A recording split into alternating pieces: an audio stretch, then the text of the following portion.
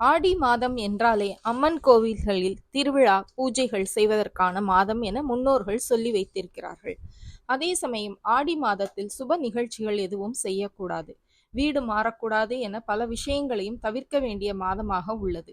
இதனால் பலருக்கும் ஆடி மாதம் நல்ல மாதமா என்ற குழப்பம் ஏற்படும். தமிழ் மாதங்களில் 4வது மாதமாக வரும் ஆடி மாதத்தில் சூரிய பகவான் கடகராசியில் சஞ்சாரம் செய்வார். அதனால் இதனை கடக மாதம் என்றும் மாதங்களில் பெண் மாதம் என்றும் ஜோதிட சாஸ்திரம் சொல்கிறது. பொதுவாக சித்திரை, மார்கழி, ஆடி ஆகிய 3 மாதங்களை சூன்ய மாதம் என்பார்கள்.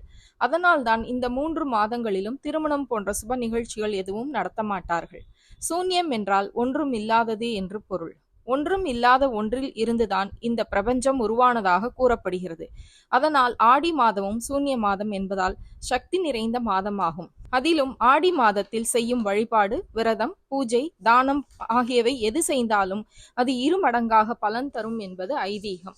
ஆனால் ஆடியில் செய்யக்கூடாதவை திருமணம், கிரகப்பிரவேசம் செய்தல், வேறு வீடு மாறுதல், அதாவது வாடகை வீடாக இருந்தாலும் போகக்கூடாது, புது வீடு கட்டுதல், தொழில் தொடங்குதல் என அனைத்து சுபகாரியங்களையும் தவிர்க்க வேண்டும்.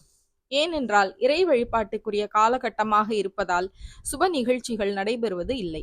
இது போன்ற ஆன்மீக செய்திகளுக்கு பத்மம் யூடியூப் சேனலை சப்ஸ்கிரைப் பண்ணுங்க, லைக் பண்ணுங்க, ஷேர் பண்ணுங்க, கமெண்ட் பண்ணுங்க. நன்றி, வணக்கம்.